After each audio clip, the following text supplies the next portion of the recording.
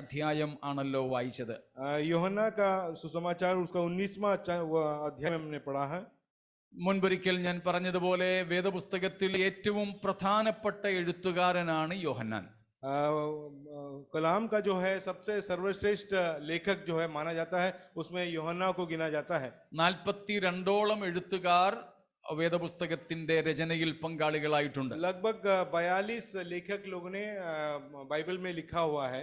ചിലർ രാജാക്കന്മാരായിരുന്നു, कुछ लोग राजा थे, ചിലർ മന്ത്രിമാരായിരുന്നു, कुछ लोग मंत्री थे, ചിലർ പ്രവാചകരായിരുന്നു, कुछ लोग भविष्यवक्ता थे, പുരോഹിതന്മാരായിരുന്നു, और पुरोहित लोग थे, ചിലർ ആട്ടിടയരായിരുന്നു, कुछ लोग चरवाहा थे, ചിലർ മറ്റ് ചില ബ്യൂറോക്രാറ്റ്സ്, നമ്മുടെ ഇന്നത്തെ ഭാഷയിൽ പറഞ്ഞാൽ അങ്ങനെയുള്ളവരായിരുന്നു.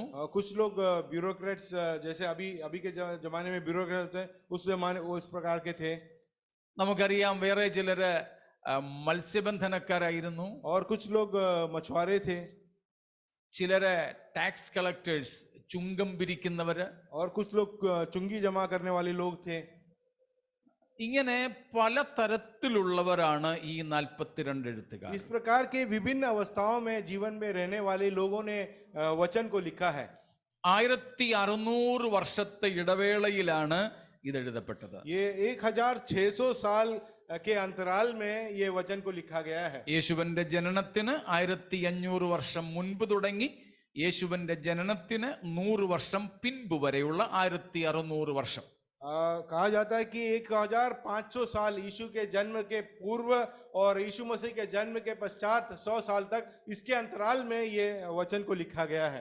അങ്ങനെയാണ് 1600 വർഷങ്ങൾ കൊണ്ട് എഴുതപ്പെട്ട 42ഓളം എഴുത്തുകാർ പങ്കാളികളായ പല ഭൂഖണ്ഡങ്ങളിൽ, കോണ്ടിനെന്റ്സിൽ ഇരുന്നു കൊണ്ട് പല ലൈഫ് ബാക്ക്ഗ്രൗണ്ട്സ്, പശ്ചാത്തലങ്ങളിൽ ഇരുന്നു കൊണ്ട് എഴുതപ്പെട്ട ദൈവത്തിന്റെ പുസ്തകം എന്ന് ഇതിനെ വിളിക്കുന്നത്. इसको परमेश्वर का पुस्तक इसलिए भी कहा जाता है कि ये 1600 साल के अंतराल में लिखा गया. 42 लेखकों ने इसे लिखा है और विभिन्न जीवन के अवस्थाओं में उन्होंने लिखा है और अलग अलग स्थानों पर बैठकर लिखा है ये वचनों को. ഈ എഴുത്തുകാരിൽ ഏറ്റവും പ്രധാനി യോഹന്നാനാണ്. और ये लेखकों में सबसे श्रेष्ठ जो कहा जाता है उसको യോഹന്ന है. അതിന് കാരണം ബൈബിളിലെ 3 വിഭജനങ്ങളുണ്ട്. ഈ 3ലും എന്തെങ്കിലും എഴുതി തന്നിട്ടുള്ളത് യോഹന്നാൻ മാത്രമാണ്. इसमें 3 भागों में बाइबल को बांटा जा सकता है. ये तीनों भागों में जो है खास लेखक जो है इसमें യോഹന്ന ही था. പഴയ നിയമത്തിലെ 3 വിഭജനങ്ങൾ എന്ന് പറയുന്നത് നമുക്കറിയാം. തോറ, നബീം, കെത്തൂബീം അഥവാ ന്യായപ്രമാണം, പിന്നെ എഴുത്തുകൾ അഥവാ സങ്കീർത്തനങ്ങൾ, പ്രവാചക പുസ്തകങ്ങൾ, ഇങ്ങനെയാണ്. पुराने नियम में व्यवस्थाएं लिखी गई है और दूसरा है भजन संहिता और बाद में है लेख भविष्यवाणियां लिखी गई. ऐसा तीन भागों में बांटा जा सकता है. പുതിയ നിയമത്തിലേക്ക് വരുമ്പോൾ ചരിത്ര പുസ്തകം, 2 എപ്പിസിൽസ്, ലേഖനങ്ങൾ, 3 പ്രവചനം. और नए नियम में जो है प्रेरितों के कामों पे इतिहास की पुस्तक लिखे हैं, कुछ लेटर्स हैं, पत्रिकाएं या चिट्ठियां लिखी हैं, और भविष्यवाणियां. आखिरी भाग है भविष्यवाणी. പുതിയ നിയമത്തിൽ ഒറ്റ പ്രവചന പുസ്തകമേ ഉള്ളൂ. और नए नियम में एक ही भविष्यवाणी का पुस्तक है, വെളിപ്പാട് പുസ്തകം, प्रकाशित वाक्य. ഈ 3ലും പങ്കാളിത്തമുള്ളത് യോഹന്നാന് മാത്രമേ ഉള്ളൂ. ये तीनों में भागीदारी जो है യോഹന്ന का है. പൗലോസ് 14ഓളം ലേഖനങ്ങൾ എഴുതിയിട്ടുണ്ട്. पौलुस ने 14 लेख लिखा है, പക്ഷേ ലേഖനങ്ങൾ മാത്രമേ ഉള്ളൂ. और उसका खाली लेख ही उन्होंने लिखा है.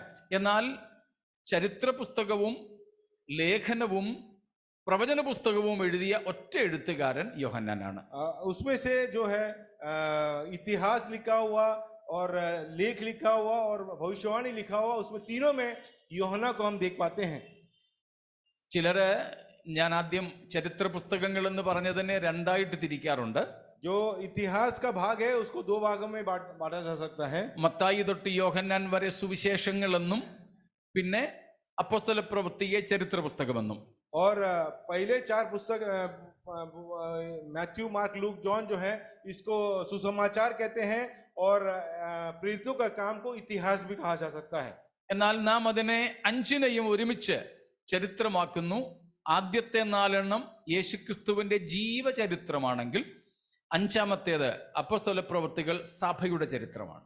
और इतिहास में बांटा जाए तो पहला 4 पुस्तक नए नियम के वो जो यीशु मसीह के जीवन काल के इतिहास को दर्शाता है और आखिरी पुस्तक या 5वां पुस्तक इतिहास का जो है प्रेरितों का काम यहाँ पे कलीसिया की इतिहास को दर्शाता है।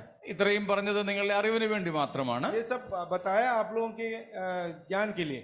പ്രധാനപ്പെട്ട എഴുത്തുകാരൻ യോഹന്നാൻ. और इसमें से खास लेखक जो है वो यूहन्ना है.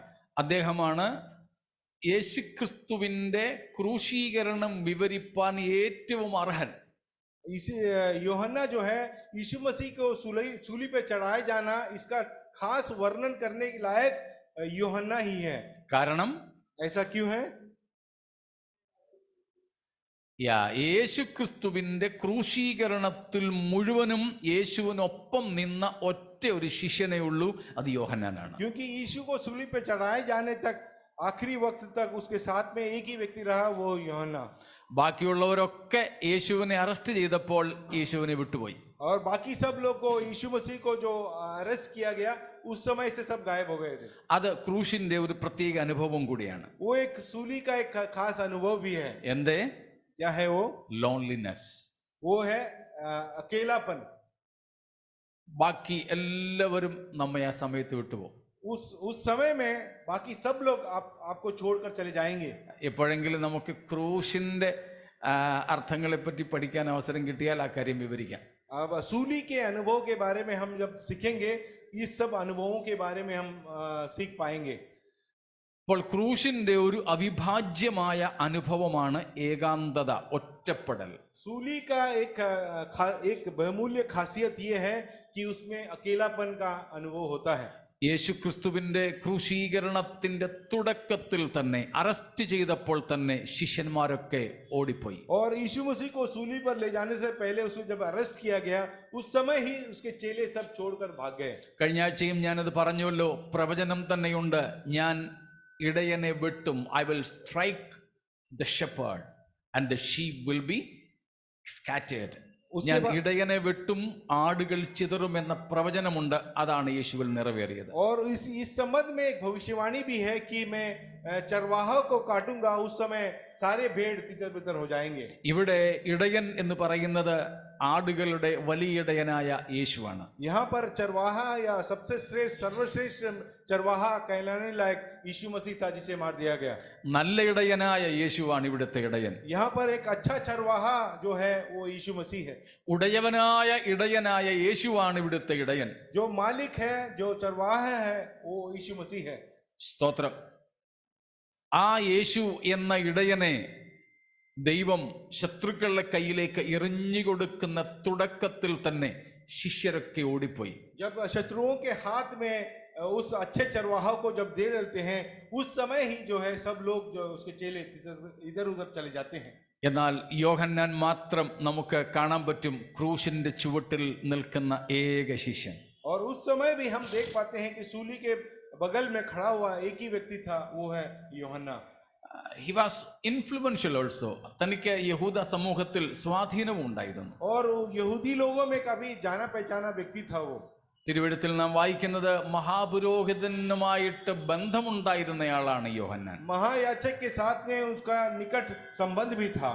അതുകൊണ്ടാണ് യേശുവിനെ വിസ്തരിക്കുന്ന സമയത്ത് മഹാപുരോഹിതന്റെ ചബൂത്തറയിൽ മുറ്റത്ത് യോഹന്നാൻ പ്രവേശിച്ചത്. इसीलिए जहां पर यीशु मसीह को न्याय किया जा रहा था उस समय यीशु उसके पास में ही यूहन्ना खड़ा था. അവന്റെ പുറകെയാണ് നമ്മുടെ പത്രോസ് പോയത്. और उसके पीछे पीछे पतरस हो जा रहा था. പക്ഷെ പത്രോസിന് പേടിയായിരുന്നു. मगर पतरस के दिल में काफी घबराहट थी. പേടിച്ച് നിൽക്കുന്ന പത്രോസിനെ കണ്ടോണ്ട് ഒരു സഹോദരി വേറെ ചിലരൊക്കെ ചോദിച്ചു, നീയും അവൻ്റെ കൂടെ ഉള്ളവരാ? തള്ളിപ്പറഞ്ഞ് പ്രാഗി അവിടെ നിന്ന് ഇറങ്ങി പോവുകയും ചെയ്തു. और उस समय एक लड़की ने बोला कि पतरस को बोला कि तू यीशु मसीह के साथ साथ रहने वाला व्यक्ति है ना, तभी यीशु मसीह को धिक्कार कर वहां से चला जाता है। എന്നാൽ യോഹന്നാൻ അപ്പോഴും അവിടെ തന്നെ और ഉണ്ടായിരുന്നു. उस समय भी यूहन्ना यीशु के बगल में ही था। ഏതായാലും ക്രൂശിന്റെ അടുക്കൽ നിൽക്കുന്ന ഏക ശിഷ്യൻ യോഹന്നാനാണ്. यीशु मसीह को मारे जाने के समय भी उसके करीब खड़ा हुआ व्यक्ति था यूहन्ना। അതുകൊണ്ടൊക്കെ യോഹന്നാന്റെ ജീവിതം വളരെ പ്രസക്തമാണ്. इसीलिए यूहन्ना का जीवन काफी मशहूर है। യോഹന്നാൻ എന്ന വ്യക്തിത്വത്തെ കുറിച്ചുള്ള പഠനവും നമുക്ക് വളരെ പ്രധാനപ്പെട്ടതാണ്. और यूहन्ना के विषय में जो सीखते हैं वो विषय भी हमारे जीवन में खास है। സ്തോത്രം. നാം യോഹന്നാന്റെ സുവിശേഷത്തിൽ നിന്നാണ് യേശുവിന്റെ ക്രൂശീകരണവുമായി ബന്ധപ്പെട്ട വിവരണം 19-ാമത്തെ അധ്യായത്തിൽ നിന്നും വായിച്ചത്. यीशु मसीह को मारे जाने के बारे में विशेष वर्णन किया गया हुआ अध्याय है यूहन्ना का अध्याय, उसका 19वां अध्याय। അവിടെയാണ് നാം സാധാരണ ആൾക്കാർ ശ്രദ്ധിക്കാത്ത യേശുവിന്റെ ക്രൂശീകരണത്തിലെ ഒരു ഗാ കാണുന്നത്. कई लोगों ने यीशु मसीह के सूली पे चढ़ाए जाने पर एक विषय को ध्यान नहीं दिया होगा, वो एक गा को बताने वाला भाग है 19वां अध्याय। നമുക്കതറിയാം, പല പ്രാവശ്യം നിങ്ങൾ കേട്ടിട്ടുണ്ട്. आप लोगों ने कई बार मुझसे कहा हुआ सुना होगा। യേശുക്രിസ്തുവിന്റെ ക്രൂശുമായി ബന്ധപ്പെട്ട 3 ഗാ അഥവാ ഇംഗ്ലീഷിലെ ജി. यीशु मसीह को सूली पर चढ़ाए जाने पे 3 गा शब्द का इस्तेमाल किया है, वो यहाँ इसी में है। ഓർമ്മയുണ്ടല്ലോ? പഹല വാല ഗെത്സമനെ, 2 ഗബ്ബഥ, ഗോൽഗോഥ. അതിൽ 2-ാമത്തെയും 3-ാമത്തെയും നമുക്കിവിടെ കാണാം. वो उसमें से दूसरा और तीसरा गा का इस्तेमाल किया जाना इसमें देख पाते हैं। നിങ്ങൾ ശ്രദ്ധിച്ച് കാണുമായിരിക്കുമല്ലോ. आप लोगों ने पढ़ते वक्त ध्यान दिया होगा। വേഴ്സ് നമ്പർ ഒന്ന് വായിച്ചു.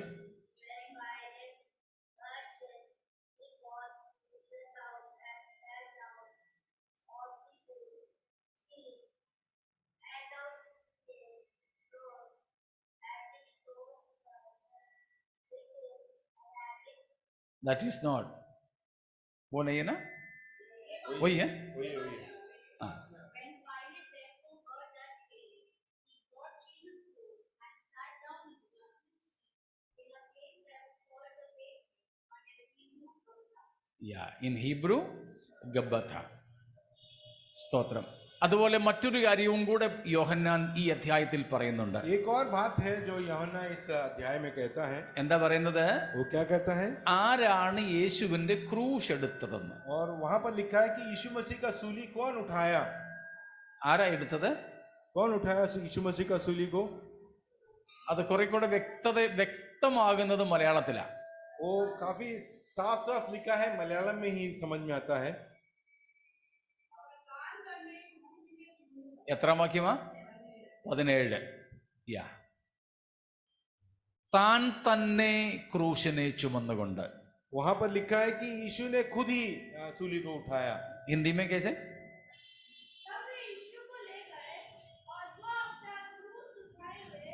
वो अपना क्रूस. मराठी में?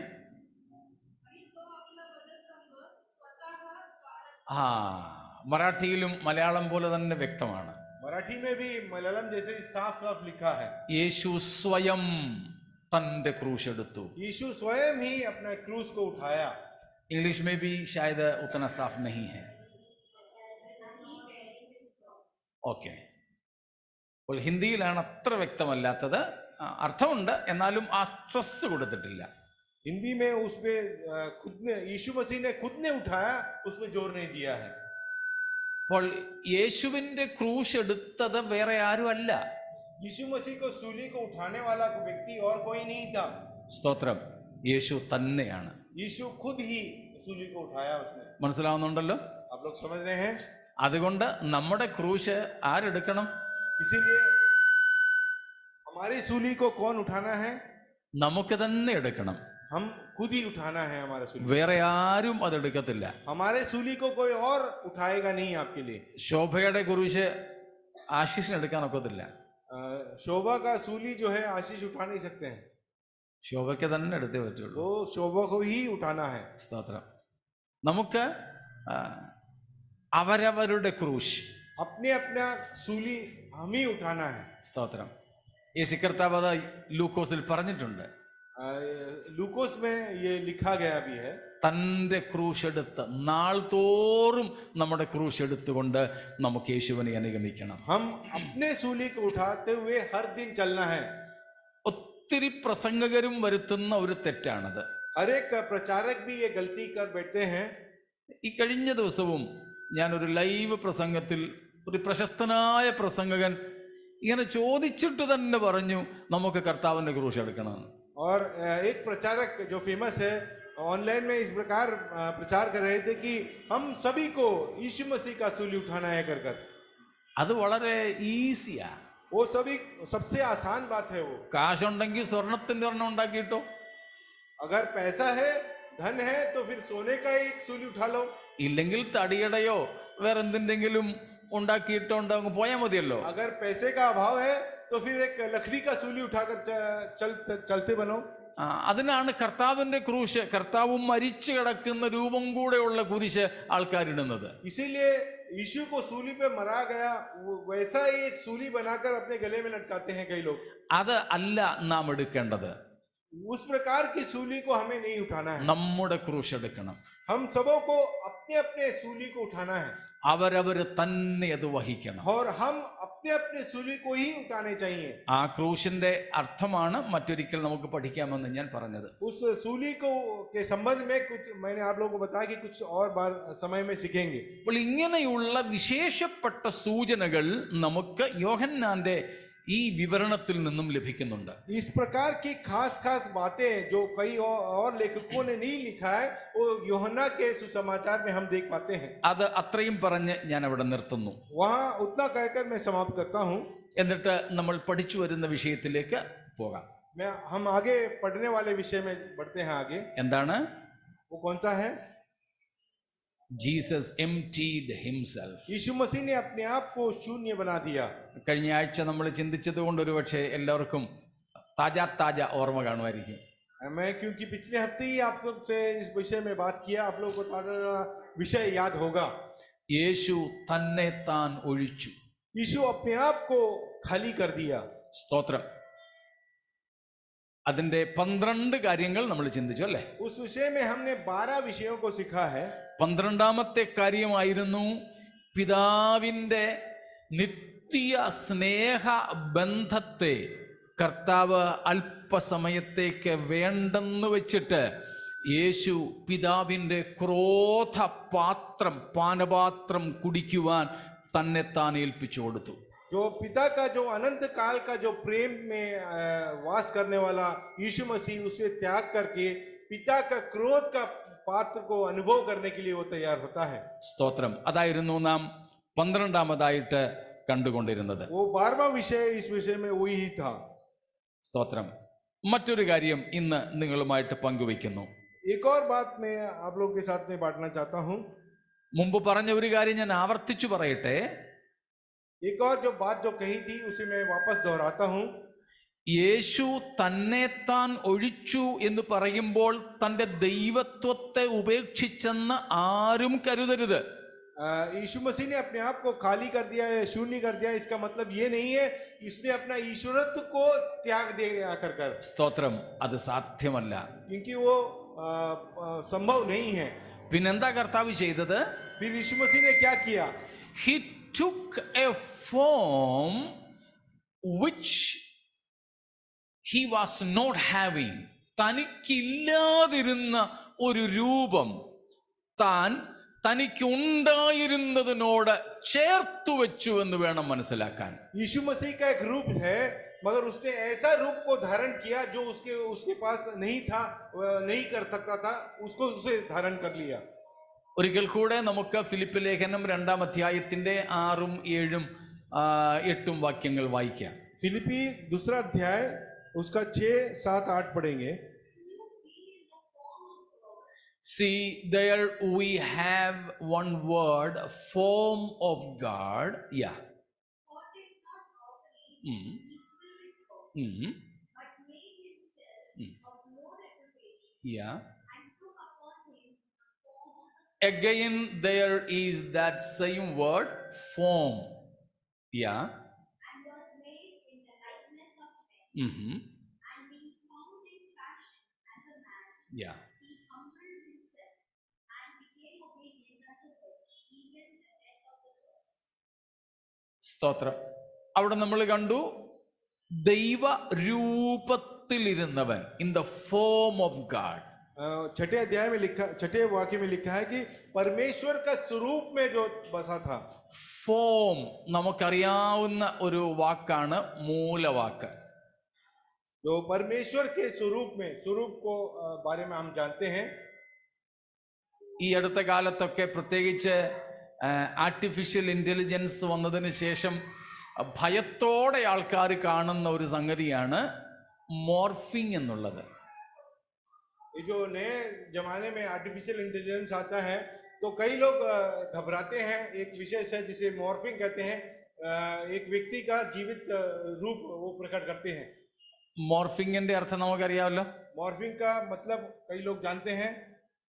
മോർഫെ എന്നുള്ളതാണ് ഫോം എന്നതിൻ്റെ ഗ്രീക്ക് വാക്ക്. मॉर्फिंग का ग्रीक में उसे स्वरूप कहते हैं. അപ്പം നമ്മുടെ ആരുടെ രൂപം വേണമെങ്കിലും മോർഫ് ചെയ്ത് വേറെ ആരുടെയും രൂപമാക്കാം. हमारा रूप जो है किसी और में वो लाया जा सकता है. അതാണ് ഫോം, उसे स्वरूप कहते हैं മോർഫെ.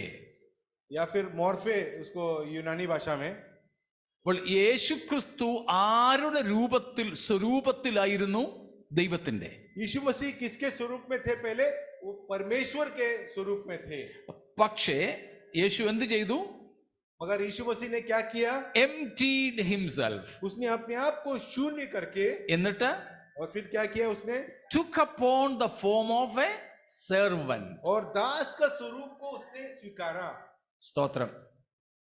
ദാസരൂപമെടുത്തു. उसने दास का रूप को स्वीकार धारण किया.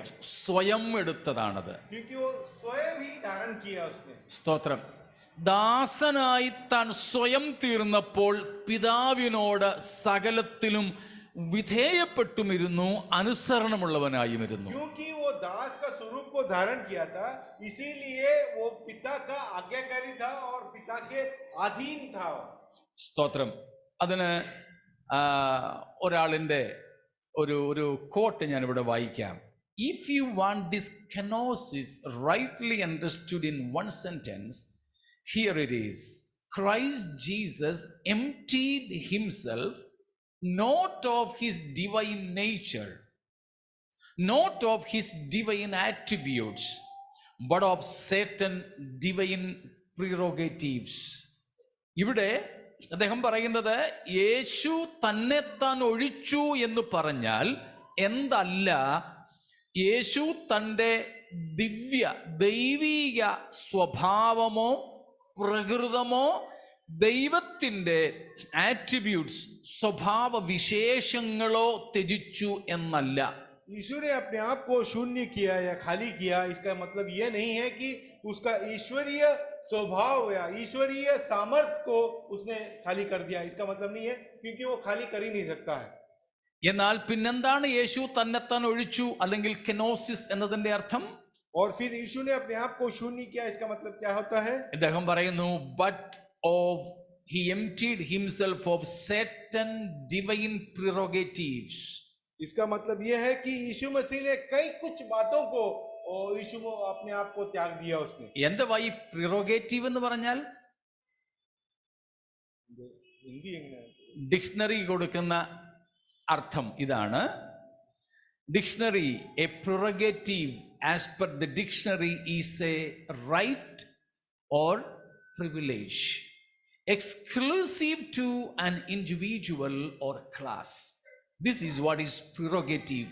അപ്പോൾ യേശു തന്നെത്താൻ ഒഴിച്ചു എന്ന് പറഞ്ഞാൽ ദൈവം എന്ന പദവിയിൽ യേശു ക്രിസ്തുവിൻ്റെ പദവികളും തനിക്ക് ഉണ്ടായിരുന്ന ഉണ്ടാകാമാവുന്ന ചില അവകാശങ്ങളും വേണ്ടെന്ന് വെച്ചു എന്നത്രേ. जब यीशु मनुष्य बन गए थे, उसने अपना कोई विशेषाधिकार जो उसने मसीह के तौर पर उसे था, उसे उसने त्याग दिया।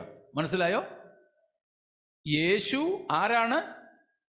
यीशु मसीह कौन है? യേശു ആരായിരുന്നു? यीशु कौन था पहले? ഉറച്ചെന്ന് പറ. ഉറച്ചു പറഞ്ഞു. परमेश्वर। പരമേശ്വർ ദൈവമായിരുന്നു. यीशु परमेश्वर था पहले। യേശു ഭൂമിയിലേക്ക് വന്നപ്പോഴോ यीशु जब धरती पर आए तब അപ്പോഴും യേശു പൂർണ്ണ ദൈവം തന്നെ ആയിരുന്നു. यीशु इस धरती पर आए तब भी पूर्ण परमेश्वर ही थे। ഇപ്പോഴോ और अब ഇപ്പോഴും യേശു പൂർണ്ണ ദൈവം തന്നെ. और इस समय भी परमेश्वर पूर्ण परमेश्वर ही हैं। യേശു എപ്പോഴാണ് ദൈവം അല്ലാതായത്? यीशु मसीह परमेश्वर कब नहीं थे? അങ്ങനെ ഒരു സമയവും ഇല്ലായിരുന്നു. ऐसा कोई समय ही नहीं था। യേശു എല്ലായ്പ്പോഴും ദൈവം തന്നെയായിരുന്നു. यीशु हर हमेशा परमेश्वर ही हैं। സ്വർഗത്തിലായിരുന്നപ്പോഴും യേശു ദൈവമായിരുന്നു. स्वर्ग में भी यीशु परमेश्वर थे। മറിയയുടെ ഇന്നലെ രാത്രി ഇന്നലെ ക്ലാസ്സിൽ ഞാൻ പറഞ്ഞതുപോലെ സറോഗേറ്റീവ് മദറായ അമ്മയുടെ മറിയയുടെ ഉദരത്തിൽ കിടക്കുമ്പോഴും യേശു ദൈവമായിരുന്നു. यीशु मसीह मरियम के कोख के अंदर भी थे जब, तभी परमेश्वर थे। യേശു ഭൂമിയിൽ ജീവിച്ചപ്പോഴും ശുശ്രൂഷിച്ചപ്പോഴും ദൈവമായിരുന്നു. यीशु मसीह इस धरती पर जीवित थे, तभी सेवकाई करते थे, तभी भी परमेश्वर थे। സ്തോത്രം. എല്ലായ്പ്പോഴും യേശു ദൈവമായിരുന്നു. हर समय यीशु परमेश्वर थे। ഒരിക്കലും യേശു തന്റെ ദൈവത്വത്തെ ഉപേക്ഷിച്ചില്ല.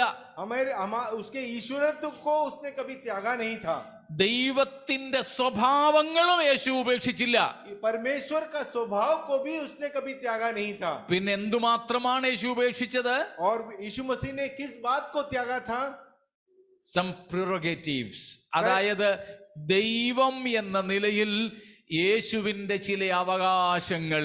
परमेश्वर की अवस्था में रहकर कोई विशेषाधिकार उसे था पाया, उसे उसने त्यागा था। സ്തോത്രം. തന്നെ താൻ ഒഴിച്ചു. वो विशेषाधिकार को उसने अपने आप से निकाल दिया, त्याग ആ दिया उसे। ഒഴിക്കുന്നതിന്റെ ഭാഗമായി തനിക്കില്ലാതിരുന്ന ദൈവത്തിന് ഇല്ലാഞ്ഞ ചിലത് താൻ സ്വീകരിക്കുക കൂടെ ചെയ്തു. और जो कुछ त्यागा और उसने कुछ और को अपनाया जो उसमें पाया नहीं था पहले। ദൈവത്തിൽ ഇല്ലാത്ത ചിലത്, जो परमेश्वर में नहीं था, वैसे कुछ वस्तुओं को उसने अपने आप में ले लिया। അതെന്തുവാ? वो क्या था? वो ഹ്യൂമാനിറ്റി, वो मनुष्यत्व को उसने स्वीकारा। സെർവൻഹുഡ്, जो दास का स्वरूप को उसने अपनाया। ദാസ്യത്വവും മനുഷ്യത്വവും യേശു എക്സ്ട്രാ സ്വീകരിച്ചു. मनुष्यत्व स्तोत्रम। और दास का स्वरूप को उसने धारण करना स्वीकारा। അതുകൊണ്ടാണ് നാം ട്രിനിറ്റിയുടെ വിഷയം പഠിച്ചപ്പോൾ പഠിച്ചത്, സ്തോത്രം, Jesus humanity or Jesus came to this flesh was not subtraction of his deity, but it was simply an addition of humanity. യേശു ജഡത്തിൽ വന്നു എന്ന് പറയുന്നതിന്റെ അർത്ഥം യേശുവിന്റെ ദൈവത്വത്തെ ഉപേക്ഷിച്ചതല്ല, പകരം യേശു മനുഷ്യത്വവും കൂടെ സ്വീകരിച്ചതാണ്. जब यीशु मसीह धरती पर आकर मनुष्य का रूप धारण किया, उसने अपने ईश्वरत्व को, उसमें कोई कमी घटी आने नहीं दी, बल्कि उसमें एक और मनुष्यत्व का और दासत्व को, अनुभव को उसने उसमें उसके साथ बढ़ा दिया उसके। ഒരു കാര്യവും കൂടെ പറയട്ടെ. एक और बात बताता हूं उस विषय में। യേശു തന്നെ താൻ ഉപേക്ഷിച്ചു, അല്ലെങ്കിൽ തന്നെ താൻ എന്ത് ചെയ്തു? എംപ്റ്റീഡ്, ശൂന്യമാക്കി, ഒഴിച്ചു ഭൂമിയിലേക്ക് വന്നു. जो यीशु मसीह ने अपने आप को ऐसा शून्य कर दिया और धरती पर आ गए। അപ്പോൾ യേശു ചെയ്തത് ദൈവത്തിന് ഒക്കാത്ത ഒരു കാര്യം യേശു സാധിപ്പിച്ചു. और उस समय यीशु ने परमेश्वर होकर जो काम नहीं कर सकते थे, वो धरती पर आकर यीशु मसीह ने वो काम किया। പറയാമോ എന്താണെന്ന്? वो कौन सा काम था? क्या आप बता सकते हैं? തന്റെ ദൈവത്വത്തിൽ ഒക്കാത്ത ഒരു കാര്യം സാധിക്കാനാണ് യേശു മനുഷ്യത്വം സ്വീകരിച്ചത്. परमेश्वर होकर यीशु मसीह जो कार्य नहीं कर सकते थे, वो कार्य को संपन्न करने के लिए यीशु मसीह धरती पर मनुष्य बनकर आ गए.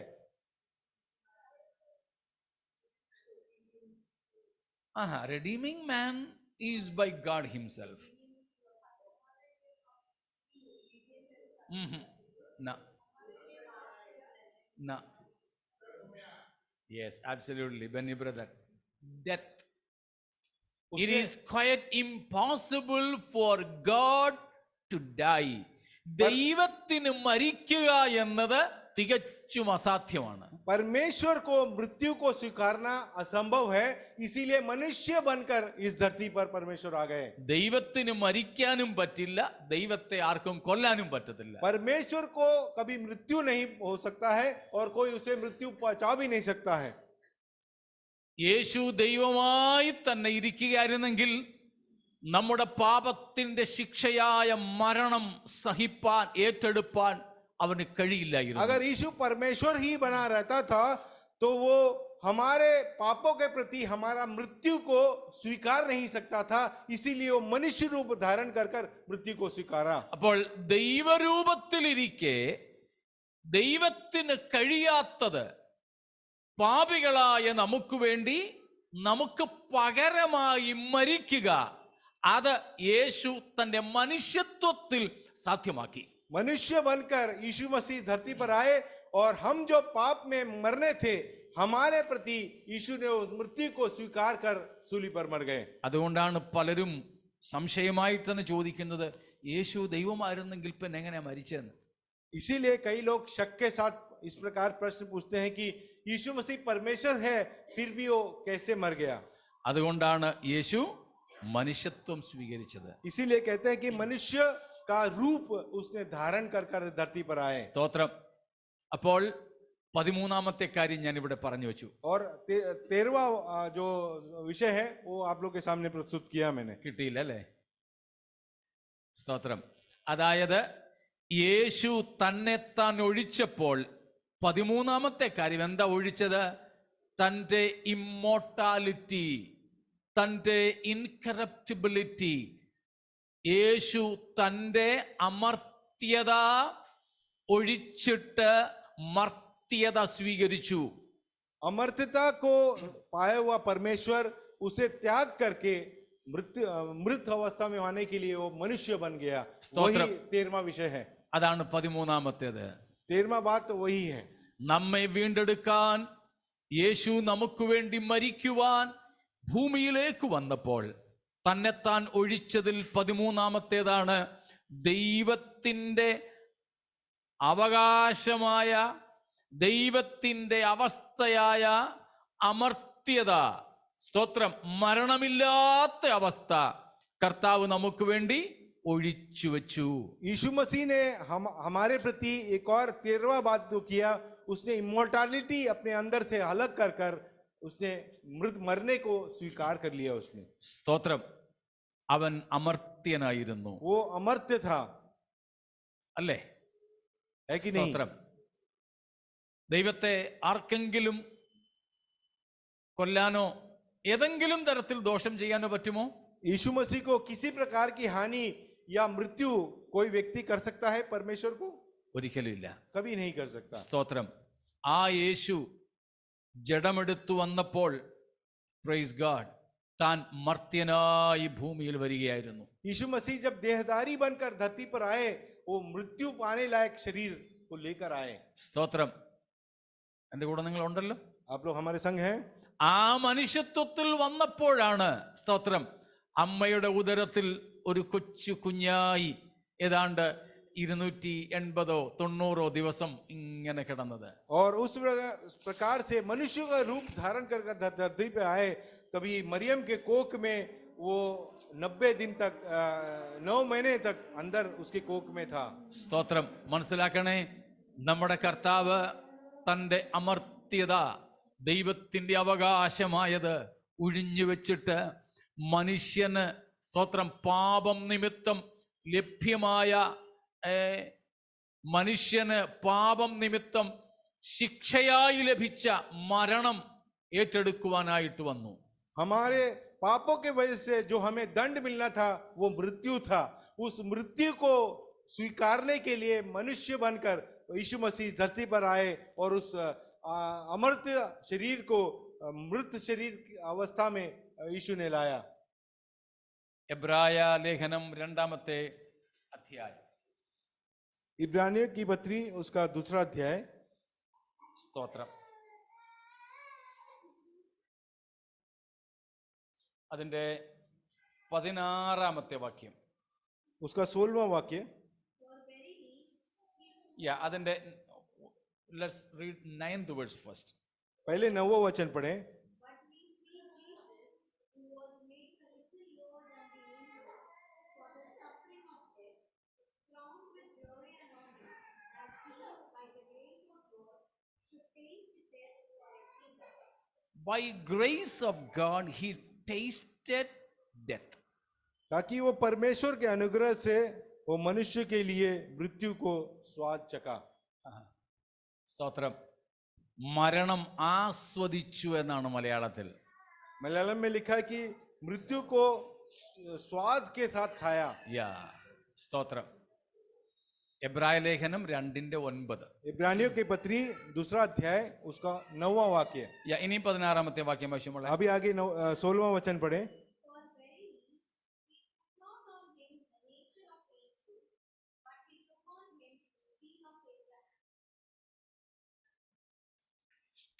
ദൂതന്മാരെ സംരക്ഷണ ചെയ്യുവാനല്ല, മനുഷ്യരെ, അബ്രഹാമിന്റെ സന്തതികളെ സംരക്ഷണ ചെയ്യുവാൻ അഥവാ രക്ഷിപ്പാനാണ് യേശു വന്നത്. वो स्वर्गदूतों को संभालने के लिए नहीं, बल्कि अब्राहम के वंशजों को संभालने के लिए धरती पर आए। There are so many incarnations in the world. ഒത്തിരി അവതാരങ്ങൾ ലോകത്തിലുണ്ട്. दुनिया में हम देखते हैं कि कई प्रकार के अवतारें दिखाई पड़ती हैं। നിങ്ങൾക്ക് ഓർമ്മ കാണും, യേശുവിനെ അവതാരമെന്ന് വിളിക്കരുതെന്ന് ഞാൻ നിങ്ങളോട് പറഞ്ഞിട്ടുള്ളത്. आप लोगों से मैं कह चुका हूं कि यीशु मसीह को अवतार कर कर न बुलाए। ഈ സുവിശേഷ ഗ്രന്ഥങ്ങളോ പുതിയ നിയമം എഴുതപ്പെട്ട Greco Roman world, Greek Roman ലോകത്ത് ഒത്തിരി ദൈവങ്ങൾ അവതരിച്ചിട്ടുണ്ട്. ग्रीक और रोमी साम्राज्य में कई प्रकार के अवतार पाए जाते हैं നമ്മുടെ ഭാരതത്തിലും ഉണ്ട്. और हमारे इस भारत में भी पाए जाते हैं। ലോകത്തിൽ ഒത്തിരി അവതാരങ്ങൾ. दुनिया में कई अवतार आ चुके हैं। എന്നാൽ അവരൊക്കെ എന്തിനാ വന്നത്? और उस अवतार सब धरती पर किस लिए आए? For personal gains, अपने अपने व्यक्तिगत लाभ के लिए आए। for selfish profits. अपने स्वार्थ में मुनाफा कमाने के लिए आए। അവരുടെ ശത്രുക്കളിൽ ചിലരെ കൊല്ലാൻ വന്നവരുണ്ട്. कई लोगों शत्रु को मारने के लिए आए। ചിലര് തിന്നാൻ വന്നവരുണ്ട്. और कुछ अवतार लोग जो है खाने के लिए आए। കല്യാണം കഴിക്കാൻ വന്നവരുണ്ട്. कुछ अवतार तो शादी करने के लिए आए। ഇങ്ങനെ ഒത്തിരി മോഹനിവൃത്തിക്കും സ്വാർത്ഥ ലക്ഷ്യങ്ങളുടെ പ്രാപ്തിക്കും വേണ്ടിയാണ് ഈ അവതാരങ്ങളൊക്കെ അവതരിച്ചിട്ടുള്ളത്. इस प्रकार के कई प्रलोभनों को पूर्तिकरण के लिए कई अवतार लोग इस धरती पर आए। എന്നാൽ യേശു വന്നത് തന്നെ താൻ ഒഴിച്ചുകൊണ്ടാണ്. मगर यीशु मसीह इस धरती पर आए अपने आप को खाली कर कर या शून्य कर कर आए। എന്ന് പറഞ്ഞാൽ സ്വന്തമായ സ്വാർത്ഥമായ എന്തെങ്കിലും നേട്ടത്തിനല്ല യേശു ഭൂമിയിൽ വന്നത്. या फिर कोई स्वार्थ इच्छा पूर्ति के लिए धरती पर यीशु मसीह नहीं आए थे। പിന്നെന്തിനാ വന്നത്? फिर किस लिए आए थे वो? ദൈവരൂപത്തിലിരിക്കെ കഴിയാത്തതിനെ സാധിക്കാൻ, परमेश्वर के स्वरूप में रह करके जो असंभव था उसे पूर्ण करने के लिए आए। എന്തായിരുന്നു അത്? वो क्या था वो काम?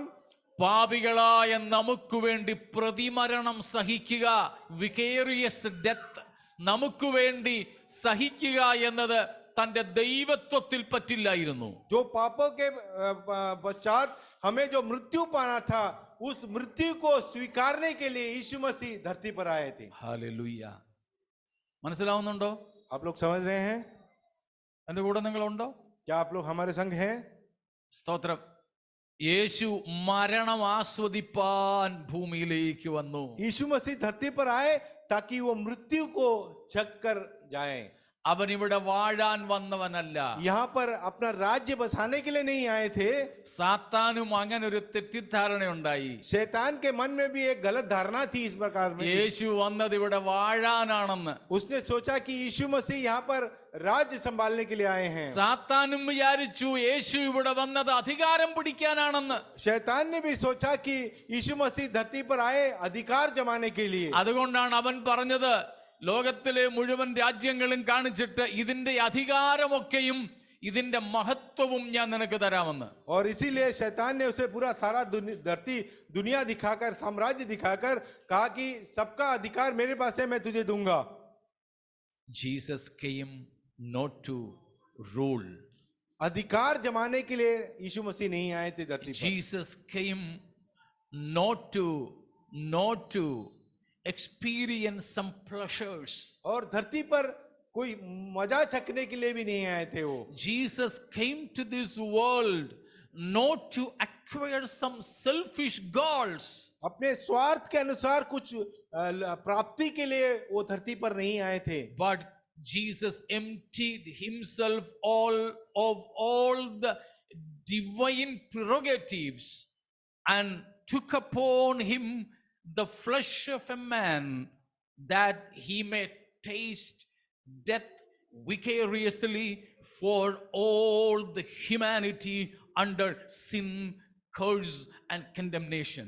यीशु मसीह इस धरती पर आए, परमेश्वर का कोई विशेषाधिकार है उसे त्याग करके मृत्यु धारण करने वाला एक मनुष्य का शरीर को स्वीकारा, ताकि मनुष्यों को जो पाप के प्रति मृत्यु स्वीकारना था उस मृत्यु को वो अपने ऊपर ले लें. ഇന്ന് പകലിൽ നമുക്ക് ആ കാര്യം ഒന്ന് ഓർക്കാം. आज हम इस प्रभुभोज से भाग लेते वक्त इन सब बातों के बारे में हम स्मरण करें. അങ്ങനെയാണ് യേശു ഒരു ശരീരം എടുത്തത്. इसीलिए यीशु मसीह ने एक रूप शरीर को धारण किया. തന്റെ ആത്മസ്വരൂപം മാറ്റിവെച്ചു. उसने वो जो आत्मा है उसको अलग कर कर एक मनुष्य का रूप उसने धारण कर लिया. ദൈവത്തിന്റെ ശരീരം ഏത് ശരീരമാണ്? मनुष्य परमेश्वर का शरीर कौन सा शरीर है? Spiritual body. वो एक आत्मिक शरीर है. ആത്മീയ ശരീരം. वो एक आत्मिक शरीर वाला है. എന്നാൽ യേശു തന്നെത്താൻ ഒഴിച്ചപ്പോൾ അതിനു പകരം എന്തെടുത്തു? यीशु मसीह ने अपने आप को खाली कर दिया तो भी उसने उसके जगह पर क्या स्वीकारा? ജഡം, ശരീരം, एक मनुष्य का शरीर को धारण किया उसने. ഫിസിക്കൽ ബോഡി, एक शारीरिक अवस्था में आया, ഭൗതിക ശരീരം. भौतिक शरीर को स्वीकारा. എ ലോവർ ബോഡി, एक निचले अवस्था में रहने वाला एक शरीर को स्वीकारा. എ വീക്ക് ബോഡി, एक कमजोर शरीर को स्वीकारा. സ്തോത്രം. എ മോർട്ടൽ ബോഡി, जो मृत्यु पा सका वैसा शरीर को എ स्वीकारा. करप्टिबल बॉडी. जो उसमें पाप हो सकता है ऐसा शरीर को स्वीकारा. But it was God's justice that God didn't allow his holy one to see decay or corruptibility. और परमेश्वर ने देखा कि उसके शरीर में मृत्यु या शरीर से वो खराब नहीं हो सके ऐसा एक शरीर उसे प्रदान किया. മനസ്സിലാവുന്നുണ്ടോ? കട്ടിയാണോ? മനസ്സിലാവുന്നുണ്ടല്ലോ? സ്തോത്രം. യേശു തന്റെ അമർത്യമായ ശരീരം, സ്വർഗീയമായ ശരീരം, ആത്മീയമായ ശരീരം, തേജസ്സുള്ള ശരീരം മാറ്റിവെച്ചു. यीशु मसीह ने अमर्त्य शरीर, आत्मिक शरीर और ऐसा शरीर जो स्वर्ग में रहता था उस शरीर को छोड़ करके उसने कौन सा शरीर को स्वीकारा? മരിക്കുവാൻ കഴിയുന്ന ശരീരം, जो शरीर मर सकता था वैसा शरीर को स्वीकारा. ഡീകേ, ദ്രവിച്ചു പോകാൻ കഴിയുന്ന ശരീരം, जो जिस शरीर में सड़न हो सकता है वैसा शरीर को स्वीकारा. താഴ്ചയുള്ള ശരീരം, जो कमजोर शरीर है उसको स्वीकारा. ആ ശരീരം കർത്താവ് സ്വീകരിച്ചു. और उस शरीर को परमेश्वर यीशु मसीह ने स्वीकारा. എന്നാൽ പിതാവായ ദൈവത്തിന്റെ ഒരു നീതിയും അതിൽ വെളിപ്പെട്ടിട്ടുണ്ട്. उसमें परमेश्वर की एक धार्मिकता भी उसमें सिद्ध होती है. 16 സങ്കീർത്തനം 10 വാക്യമാണ്. 16वां भजन संगीता उसका 10वां वाक्य.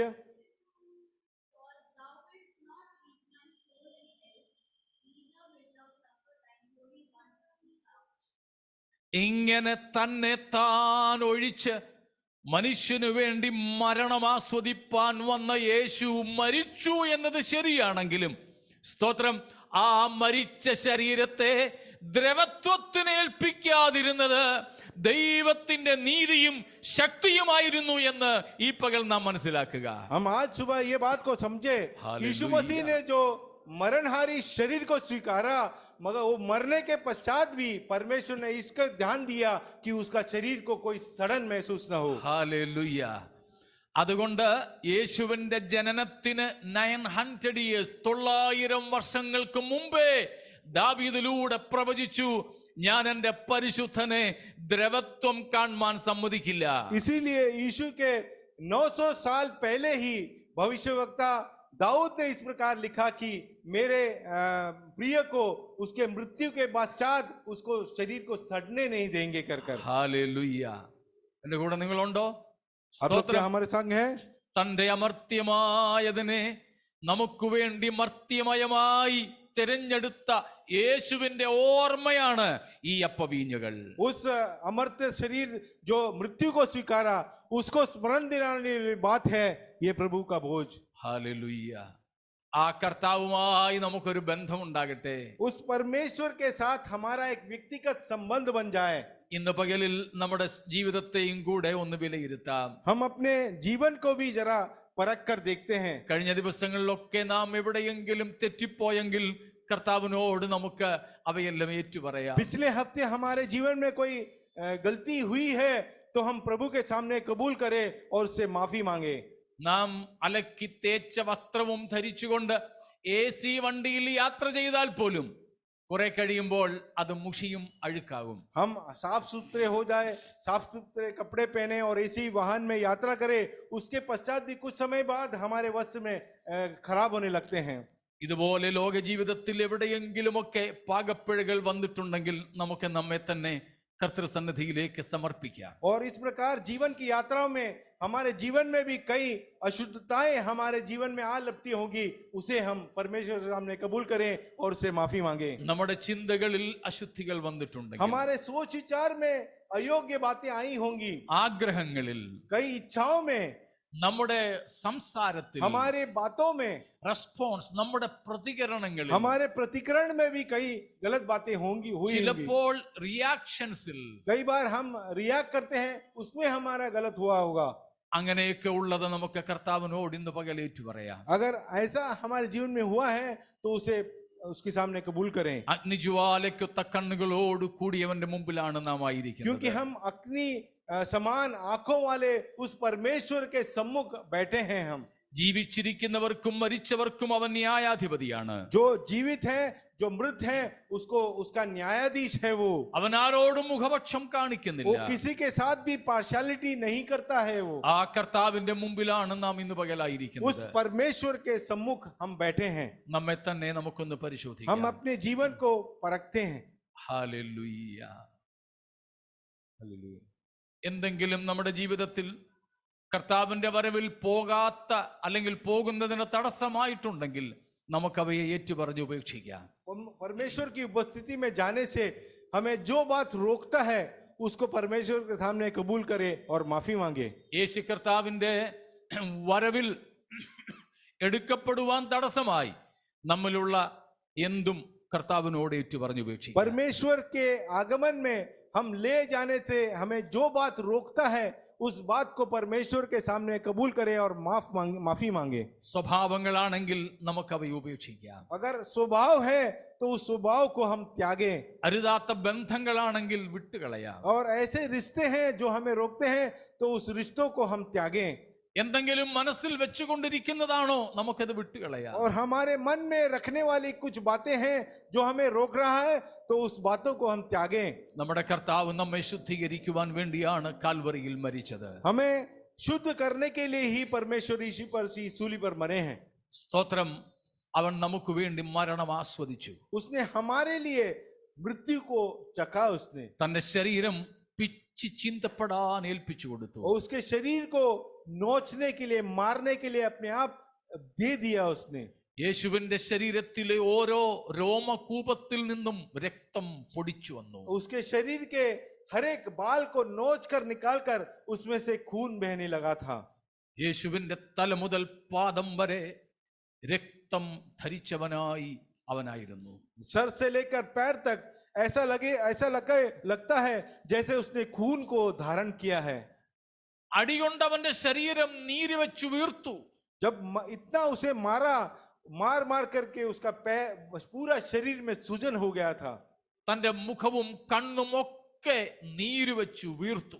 उसके सारा चेहरा, उसके आंखों को भी सारा फूल गया था शरीर। അടിയേറ്റ് തന്റെ ശരീരത്തിന്റെ നിറം തന്നെ മാറി. इतना मार खा लिया था, उसका शरीर का रंग भी बदल गया था। ഇപ്പോൾ അവനെ കണ്ടാൽ ഒരു മനുഷ്യനാണെന്ന് പോലും തോന്നില്ല. अब उसे हम देखें तो ऐसा लगता है कि ये मनुष्य है या नहीं, ऐसा समझ में आता नहीं है। സർവാംഗ സുന്ദരനായവൻ നമുക്ക് വേണ്ടി വിരൂപനാക്കപ്പെട്ടു. सबसे खूबसूरत व्यक्ति जो है कुरूप अवस्था में ला खड़ा किया है। എനിക്കും നിങ്ങൾക്കും വേണ്ടിയായിരുന്നു किस അത്. लिए था वो? हमारे और आपके लिए। ഇന്ന് പകൽ ആ ക്രൂശിനെ നമുക്ക് ഓർക്കാം. आज सुबह उस सूली को हम स्मरण करते हैं। നമ്മുടെ ജീവിതത്തെ നമുക്ക് വിലയിരുത്താം. हम उसके प्रकाश में हमारे अपने जीवन को जरा टटोल कर देखते हैं। എവിടെയാണ് നാം തെറ്റിപ്പോയത്? हम किस स्थानों में भटक गए हैं? എവിടെയാണ് നാം കർത്താവിനെ വേദനിപ്പിച്ചത്? कहां पर, किस अवस्थाओं में परमेश्वर को हमने दुख पहुंचाया है?